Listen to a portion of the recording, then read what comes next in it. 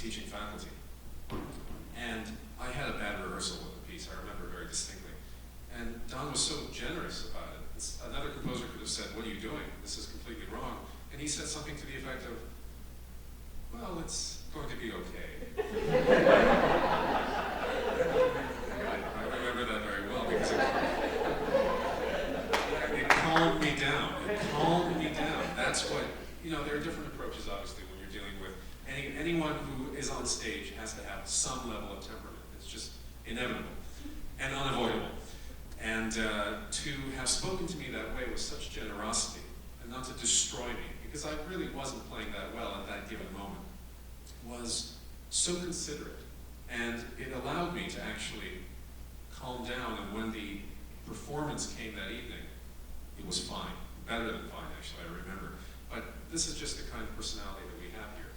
You know, speaking about my reactions, my old friend Gunther Schuller was president in the New England Conservatory when I was the vice president.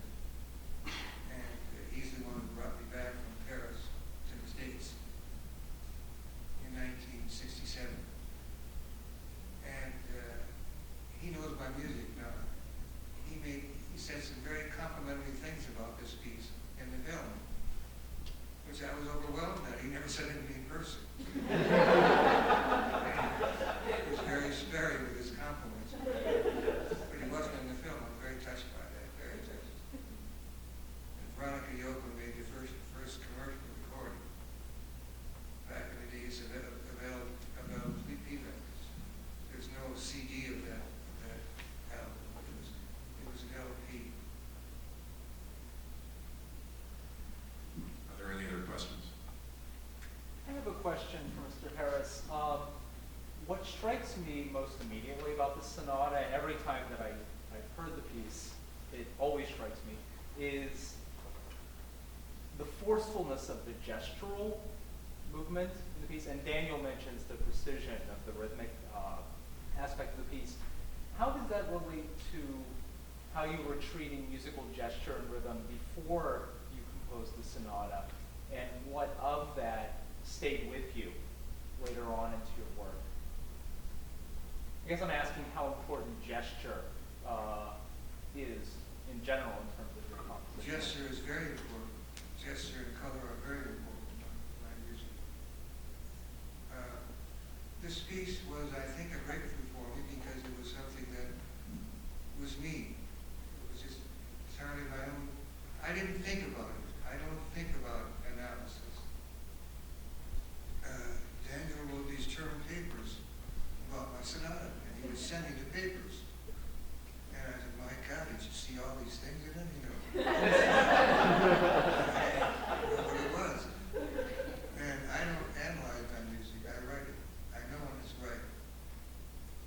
So the gesture is very important. The form is very important. But there's no formulas that I follow at all. Does that answer some of your questions? It does. I mean, because you mentioned at when you first started composing the piece, and I think you phrased it something as realizing that it was a 12-tone piece. And well, I didn't know. I didn't start out to write a 12-tone piece. And I wasn't going to let it overwhelm me. I wanted it to be tonal. mm-hmm. So I kept saying this piece is in E. And I still hear it in E, that's the third movement.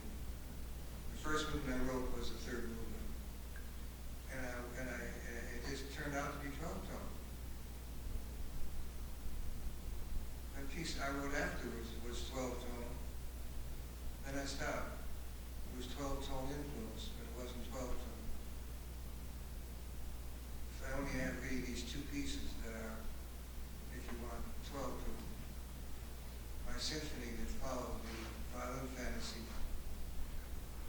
is chromatic, and you can find the 12 tones all over the place, but you won't find a roll. I didn't need to use a roll. The music came out right anyway. And seat the pants, the seat of the chair, and just writing.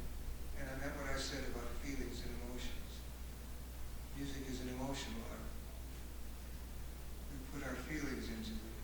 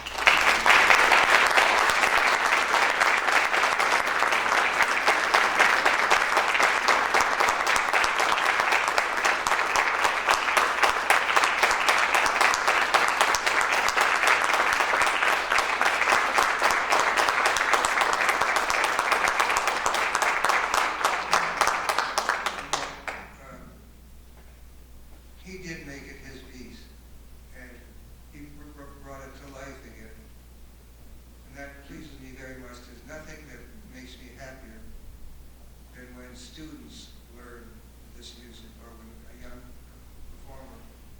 I'm in my 80s now, and to know that this piece, that I created something